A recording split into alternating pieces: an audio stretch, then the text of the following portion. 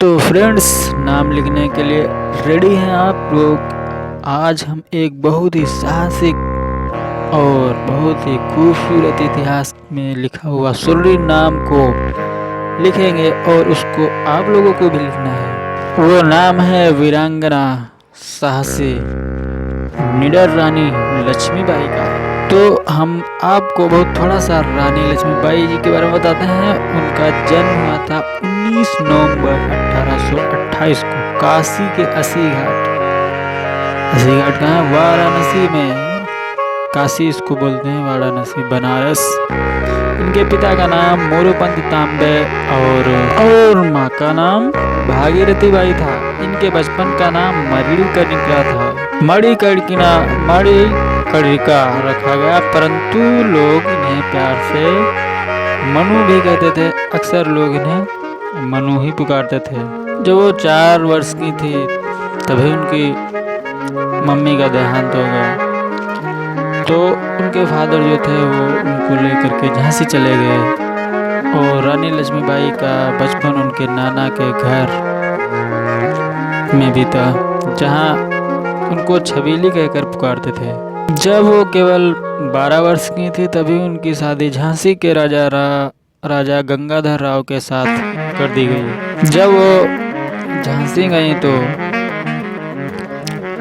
उस समय हमारे देश में अंग्रेजों का शासन था और अंग्रेज भारतीयों पर तरह तरह से अत्याचार कर रहे थे। रानी लक्ष्मीबाई एक साहसी निडर और सूझबूझ की साहसी महिला थी। वो जानती थी कि अंग्रेज भारत को तोड़ने में लगे हुए हैं और यहाँ के लोगों पर बहुत ही अत्याचार कर रहे हैं। तो उन्होंने किले के अंदर ही, झांसी का किला बहुत बड़ा था, उसके अंदर ही महिलाओं की सेना बनाने का प्रयत्न किया। वो महिलाओं की सेना बना दी। उन्होंने अंदर ही अंदर महिलाओं को शस्त्र चलाना और घुड़सवारी करना, तीरंदाजी, जितने भी युद्ध के लिए आवश्यक है उन सब में उनको सबको निपुण कर दिया।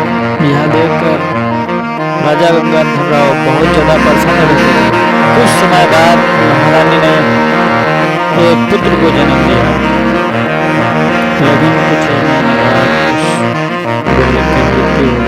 पुत्र के आघात से दुखी राजा ने झांसी शोक में डूब गई। अंग्रेजों ने अपनी कुटिल नीति के चलते झांसी पर चढ़ाई कर दी। रानी ने तोपों से युद्ध करने की रणनीति बनाते हुए कड़क बिजली, घन गर्जन, भवानी शंकर आदि तोपों को अपने विश्वास पात्र तोपचियों के नेतृत्व में लगा दिया।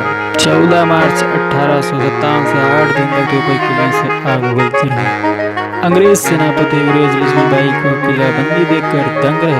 रानी रणबंदी का साक्षात रूप रखे पीठ पर दत्तक पुत्र दामोदर राव को बांधे भयंकर युद्ध करते रहे। रानी की मुट्ठी भर सेना ने रानी को सलाह दी कि वह कालपी की ओर चली जाएं। उन्होंने युद्ध क्षेत्र में अपना बहुत कौशल दिखाया। अपने विश्वसनीय 4-5 घुड़सवारों को लेकर रानी कालपी की ओर बढ़ी। अंग्रेज सैनिक रानी का पीछा करते रहे। कैप्टन वार ने उनका पीछा किया और उन्हें घायल कर दिया। जानते हो, वो जो अंग्रेज रानी का पीछा कर रहा था उसे लग रहा था कि रानी को एक बहुत ही अमीर सरदार है, क्योंकि रानी के गले में एक बहुत ही बेशकीमती मोतियों का हार था जिसे वो लेना चाहता था। इसीलिए वो अत्यधिक, और फिर रानी तो एक क्रांतिकारी थी, अंग्रेजों से बहुत अत्यधिक वो घृणा करती थी, क्योंकि वो एक बहुत ही देशभक्त थी ना। जानते हो, स्वर्ण रेखा नाले के पास रानी का घोड़ा जो उसे पार नहीं कर सका, तो वहीं पीछे से आ रहे एक अंग्रेज ने एक जोरदार प्रहार किया रानी के ऊपर। प्रहार इतनी तेज था, इतना जोरदार था कि रानी लक्ष्मीबाई का दाहिना भाग, सिर की तरफ का दाहिना भाग कट गया और आंख बाहर निकल आई। बताओ।